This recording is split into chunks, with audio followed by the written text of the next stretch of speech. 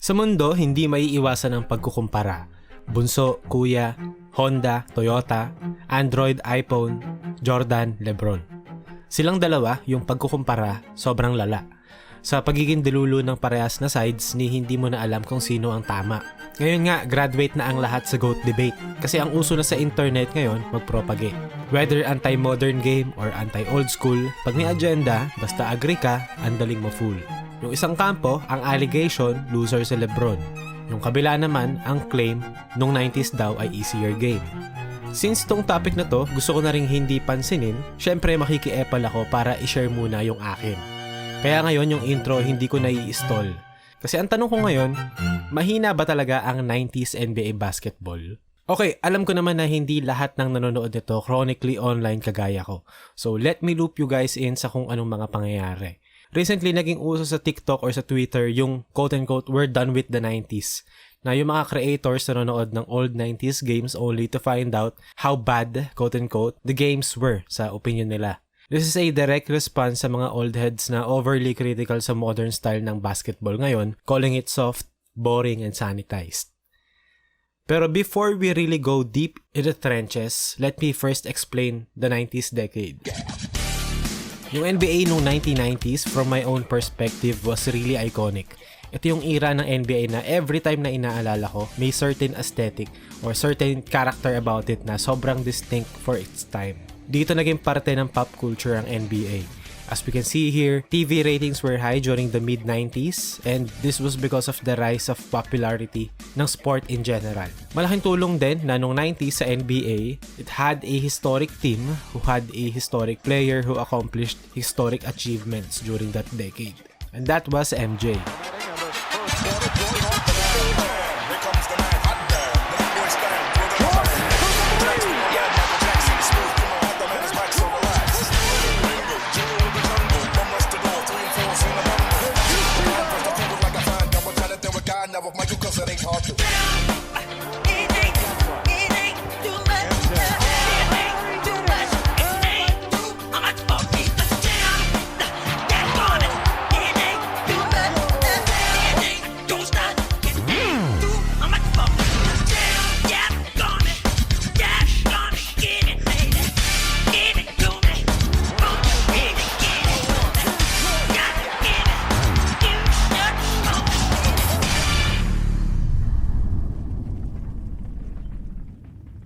Pero going back with the trend na we're done with the 90s, ano nga ba talaga yung mga pinaglalaban nila? Man, we done with the 90s. The 90s and Michael Jordan have been getting exposed lately for being LA fitness runs. Now the truth is getting exposed because people are going back and watching the games and you got the unks out here screaming at their phone ready to crash out like Jordan their girl. We're literally looking at the games and the old heads are trying to gaslight us into telling us that what we're seeing is not true. Like, goddamn, when did critiquing players not become allowed? I could say that Steph Curry's weakness is defense, that Giannis's weakness is his shooting. When you find out that Michael Jordan is really just Jaylen Brown with a little more aura, this debate needs to be put to rest. LeBron's the GOAT. And 20 years from now, there'll be a new GOAT. The game of basketball keeps progressing as it's supposed to. If it's not progressing, then something's being done wrong. The problem kasi with these kinds of videos, these are videos na produced in a way to support one's argument. Trust me, gumagawa ako ng mga video, I know how this works. Pwede mo itong gawin kahit kay Nino. Pwede akong gumawa ng 20-second highlight reel ni Markelle Fultz ngayon at kaya ko siyang ipagmuka na second coming ni Michael Jordan. Kukunin mo lang yung mga specific na clips na gusto mong kunin, compile mo lang, at masusuportahan na nun yung agenda mo. Pero again, maraming gray area na hindi natatamaan sa mga ganitong uri ng discourse. So in order for us to really understand what I'm trying to say, bumalik tayo sa year 2007. This is a day I've been looking forward to for 2.5 years. Every once in a while, a revolutionary product comes along that changes everything. An iPod, a phone. These are not 3 separate devices. This is one device. 2007 na-introduce ang pinakaunang iPhone.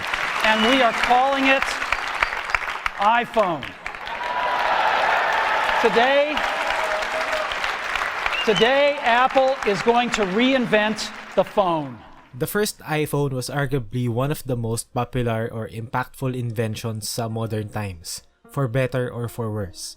Yung mga smartphone ngayon na naging part na ng buhay natin, lahat yon naging posible dahil sa pinakaunang iPhone. But it's not objectively better than modern iPhones in terms of specs and features. Kasi nag-e-evolve ang technology.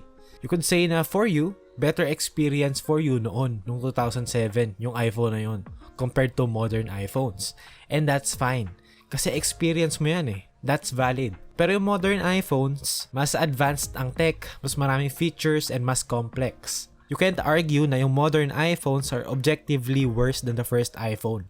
Kasi nag-evolve na eh. Though as a product na na-experience mo for yourself, you could argue na yung first iPhone was a better product. Keyword, product, not features. Ako, meron akong Game Boy Advance and meron akong Nintendo Switch. Technically, mas advanced yung Nintendo Switch. And objectively, it's better. Pero for me, mas binavalue ko yung Game Boy Advance ko. Kasi for me, it was the better product kasi part ng childhood ko yun. Are you getting the point? 90s basketball as a product was better. Pero kung ang argument natin ay skill level, the modern game is objectively more skilled. Paano? Well, let me introduce you to a guy named Billy Beane.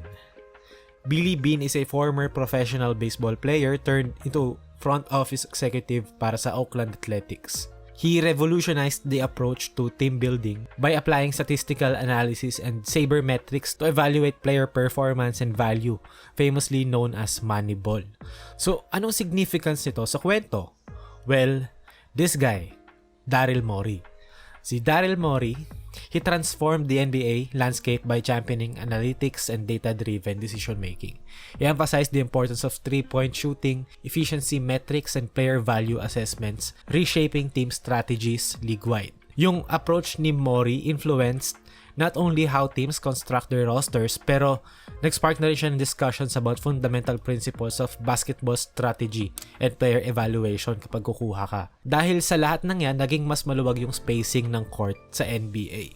The game is so optimized right now that teams and players hone their skills to specific skills na essential sa modern game. Though there was a time na yung peak nito, the NBA was a stand-and-shoot league. Pero ngayon, in recent years, teams learn that shot creation is still king. Kasi yung mga teams na optimized, kagaya ng mga Rockets noon, they always fell short sa playoffs. And with the rise of spacing, ball movement, and player movement, ngayon yung players sobrang talino na nila in a way that the games are now chess matches. The current NBA is a remix of old motion offenses and the modern spaced out game. Just look at the Warriors, Kings, Heat, Pacers, and Nuggets. Most of them, mataas ang 3-point attempts, mataas ang pace, and maganda ang ball movement.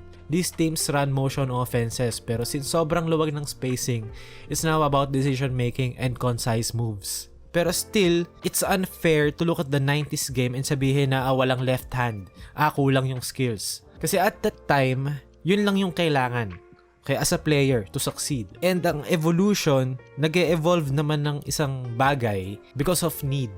And since yung basketball kasi nadadagdagan ng strategy, nache-check yung strategy, magagawa ng bagong strategy, mache-check ulit yung player, may skill set, mache-check, magi-improve siya, mache-check ulit, magi-improve na naman. So mag-e-evolve lang siya, magpapatong-patong siya. So nung 90s basketball, it's unfair to compare the 90s basketball game to 2024 basketball game kasi iba yung needs. Pero anyway, bago ko tapusin tong video, gusto ko lang sabihin na lahat ng argument tungkol naman kasi dito doesn't really matter. Especially yung GOAT debate. It doesn't matter. Waste of time makipag-argue about it kasi hindi mo rin naman sila mako-convince ever. Pwede mo lang i-share yung point of view mo, i-share mo lang yung opinion mo, but that's your opinion.